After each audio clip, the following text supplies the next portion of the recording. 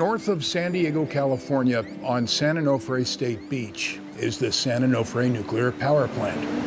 That also happens to be a popular surfing spot for old men, known as Old Man's Point. Shake it up, baby, twist and shout. You know what it's all about. Some of them coming here since the nuclear plant first went up in 1968, providing electricity for 20% of Southern California, or about 5 million customers. The plant's location here said to be ideal because it could suck in cold Pacific Ocean water to cool both of its enormous nuclear reactors, and then flush mildly radioactive water back out into the ocean a mile offshore. Surfers here never giving much thought if radiation levels might harm them. Surfers like Matt Hamilton, who surfed here his whole life, says at least he hasn't noticed any effects from radiation. I don't know, I haven't grown a third eyeball yet, but we'll see, time will tell, you know. We're the true guinea pig generation of the impacts, the environmental impacts of this place. So, you know, it was sort of like the white elephant in the living room, I would call it, in a lot of ways. It's like such a beautiful place. It's like the Waikiki of the West Coast, but always in your peripheral you have that, you know, kind of looming.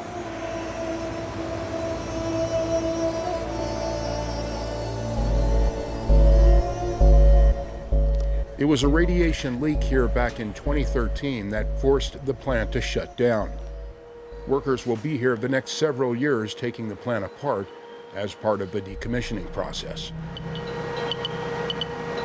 One of the most hazardous jobs here has been dealing with the spent nuclear fuel here once used in generating electricity. The spent fuel goes into these giant canisters that must be moved to the north end of the plant. Each one of these canisters containing 50 tons of radioactive nuclear waste, moved very carefully so they don't fall. They're lowered into a system of vaults underground, encased in a massive bed of concrete. But how safe is storing nuclear waste here? Asks Charles Langley of community advocate Public Watchdogs, that's been protesting the storage of nuclear waste here. Langley says if just one of these canisters accidentally falls, it could disperse a deadly radioactive carcinogen inside known as cesium-137. The same lethal cesium-137 dispersed during the Chernobyl nuclear disaster in 1986. A single one of these canisters has more cesium-137 than what was dispersed during the entire Chernobyl disaster. Come here. Hi, Tonya. Several thousand children around Chernobyl 40 years later are suffering from cancer and birth defects from groundwater contaminated by radioactive nuclear material dispersed at Chernobyl, according to the United Nations group monitoring these children. Hi, Vasa. Hi, Vasa. Hi, Vasa. Here in San Onofre, if radioactive nuclear material in these canisters is dispersed, the lives of 9 million people would be at risk, from San Diego to Los Angeles. Could you imagine millions of people trying to get out of Southern California? This is one of the most densely populated areas in the world.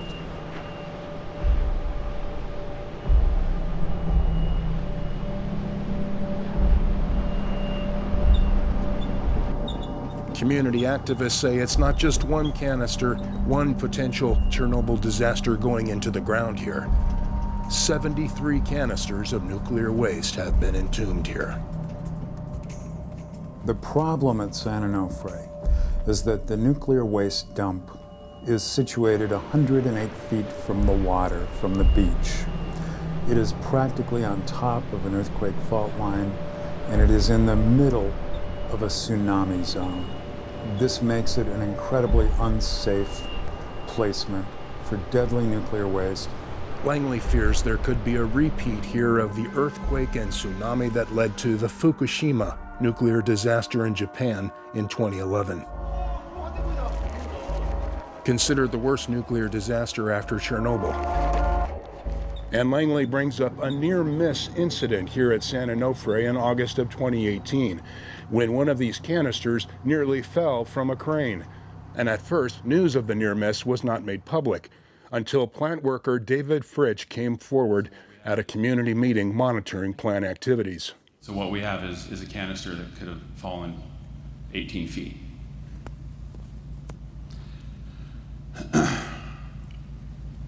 It's a bad day. That happened. And you haven't heard about it. That's not right. Public safety should be first. And I've been around nuclear for many years. It's not. Behind that gate, it's not. The nuclear plant for the near miss was fined $100,000 by the U.S. government's Nuclear Regulatory Commission, or the NRC. The owner of the plant, utility company Southern California Edison, has acknowledged the significance of a canister full of spent nuclear fuel nearly falling 18 feet to the bottom of a vault. Radioactive nuclear fuel nearly falling from a crane like this one, says spokesperson Ron Pontus. It had the potential, or would have fallen as much as 18 feet to the bottom of the vault. The fuel inside the canister would have been damaged, okay? So it was a very significant event. Pontus says since then, safety protocols here have been enhanced, that training of workers has improved, and new technology allows them to lower cameras into storage vaults to monitor canisters for cracks. We put a very sophisticated camera system down into that annular space between the vault and the canister, and we were able to detect any small flaws on the canister. The storing of nuclear waste isn't just happening here at San Onofre.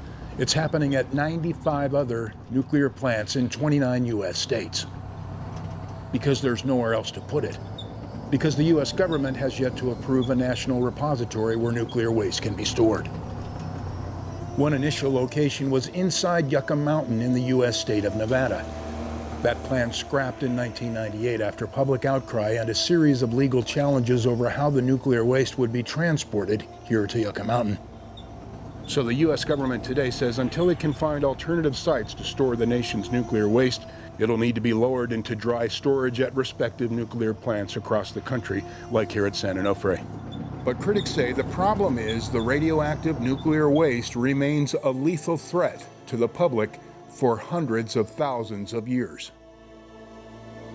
It's lethal to all human life for at least 250,000 years. I mean, this stuff is eternally deadly. 250,000 years, my gosh. I mean, human beings have only been on this planet 40 or 50,000 years if you look at the fossil record. So how do we keep this stuff safe forever?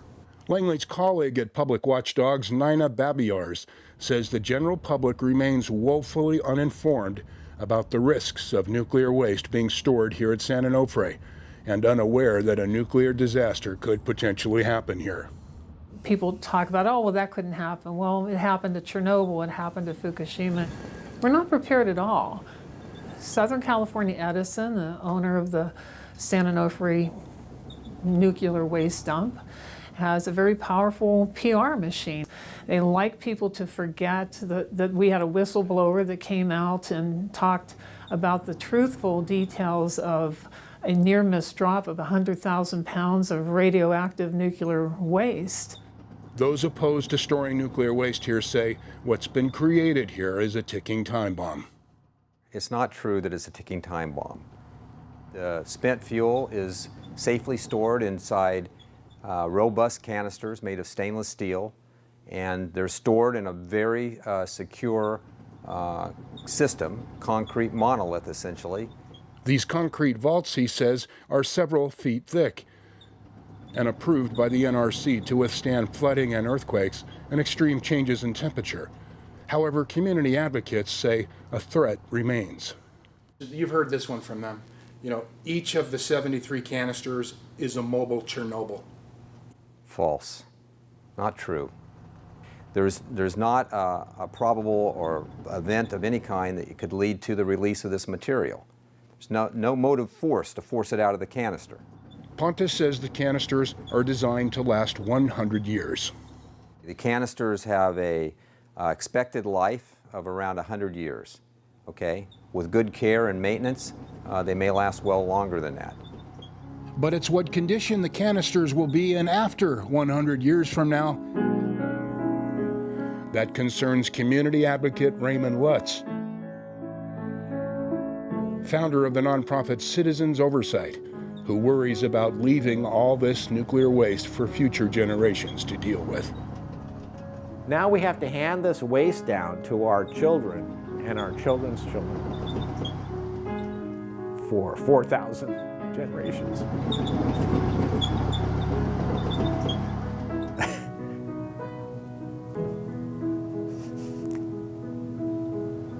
so it doesn't go away. So it's kind of a huge human blunder that we got into this. Now, did we know it would be a blunder when we first started going in? No, seemed like a reasonable thing to do. Historically speaking, nuclear power plants in the U.S. date back to the late 1950s. How do they work? Nuclear fuel inside heats water to produce steam. The steam is used to spin large turbines that generate electricity. Eventually, the used or spent nuclear fuel becomes nuclear waste that must be discarded or stored, as is being done at San Onofre. Nuclear power plants have generated about 20% of U.S. electricity since 1990. It's said a third of New York's electricity is nuclear generated. A country like France, for example, gets about 80% of its electricity from nuclear power plants. Supporters say nuclear plants produce carbon-free electricity, unlike electricity generated by burning fossil fuels. That's said to contribute to global warming. And proponents say nuclear plants in the U.S. provide more than 100,000 well-paid long-term jobs and support local economies with millions of dollars in state and local tax revenues. Though many citizens living around nuclear plants like San Onofre feel differently. We're about 3 miles north of the San Onofre nuke dump as the crow flies. Resident Darren McClure is so concerned about radiation from the plant, he's set up a radiation monitor in his backyard. This device is solar powered and 24/7 is sending a signal to the internet, getting us some basic information on background radiation level and air quality level. The highest levels of radiation in the community, not surprisingly, coming from the nuclear plant at San Onofre just down the road from his home. Think about our kids. Think about your kids. McClure says he's also concerned about trains vibrating past the nuclear plant every hour of the day. After all, according to media accounts, when the plant closed, it was vibration and friction on the site that caused radioactive leaks that led to the plant being shut down in the first place. The vibration, you feel that vibration in your feet right now?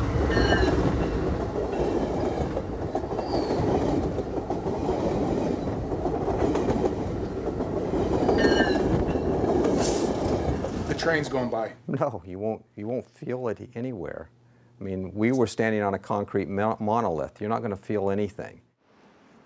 And what about corrosion seen around the plant caused by the ocean air? Ron Pontus says corrosion will not impact canisters again because they're made of stainless steel. This type of corrosion can happen to those. Public watchdog's Nina Babiars says storing nuclear waste may be more dangerous than is being reported because she says the owner of the plant, Southern California Edison, failed to have a professional risk assessment done before it began moving the nuclear waste underground. The question you need to ask Edison is why there was never a professional risk assessment done of burying this nuclear waste. They're saying there was never a professional risk assessment done. That's not true. Okay. So the Nuclear Regulatory Commission has carried out assessments. We have followed the regulatory process to approve the construction and licensing of the facilities that are here at this station. Citizens Oversight founder Raymond Lutz has suggested the nuclear waste at San Onofre be moved a few miles inland onto the U.S. Marine Corps Base Camp Pendleton, rather than moving it by train to some other part of the country that he says would be too dangerous. Can you imagine doing that?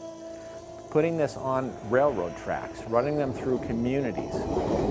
Terrorist. I mean, this is a a thing where it's a magnet for somebody to set off a bomb on one of these trains that are going all over. This is the problem with nuclear, is that it's really too dangerous for humans to be dealing with.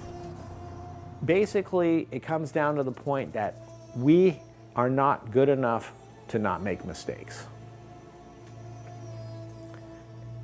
So if you know that, you should not be working with stuff that requires that no mistakes are made. This is lethal stuff, and something, you know, that people should be aware of. It's not like our fires here in California. You can't see it, you can't smell it like smoke. This is an invisible entity that cannot be contained. And so once that genie is out of the bottle, we're all in it together. Babi Yar's intern at Public Watchdogs, Madison Alvarez, says she's concerned for her generation and the many to come. Well, the people who are taking charge of what's happening right now aren't going to be here for, 30 years, 50 years down the road. They don't care. They've already lived their lives, had their kids, moved on. But we're going to be here dealing with this issue, so we need to care now and figure out what's going on and talk about it. And, we're the age of social media, too, so we really have a platform to be spreading awareness. Are you satisfied with the awareness or understanding from your generation? Not at all, actually. Every time I, tell somebody about this, they say, oh, that would never happen here. I mean, maybe in another country, but that would never happen in the U.S. But actually, it is happening in the U.S., in our hometown. They'll tell you, Al, these might last 100 years. They don't actually know that because they've never had them 100 years. Some might say even 100 years is not long enough, like it's passing it on to, 3 or 4 generations down the road. Well, okay. The concept here is that while the fuel is stored by us, we're going to take good care of it.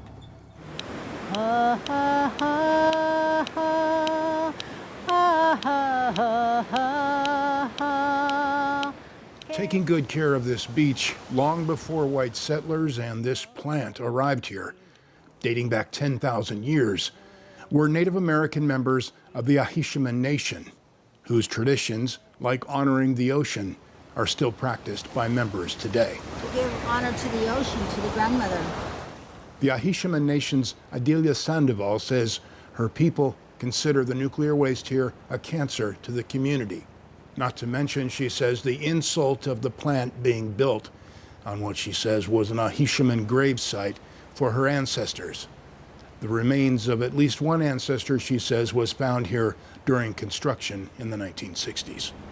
The remains of this ancestor were telling us that something was going on and that something was wrong. It's like having a tumor on your body and it's just there and there's nothing you can do about it. You've tried to do something about it, but you can't because no one has been listening about it. Ron Pontus says at the end of the day, plant officials respect the public's concern about long-term storage of nuclear waste, and that the safe storage of nuclear waste here, he says, is paramount. We're very committed to the safety. Safety is our core value. It's our core value here and in the plants throughout this country. And that ultimately, he says, responsibility for what happens to nuclear waste here long-term lies with the U.S. government in finding a permanent place to store the waste going forward. There is a recognized problem, but it has to be solved by our government. Government should act to take care of this problem.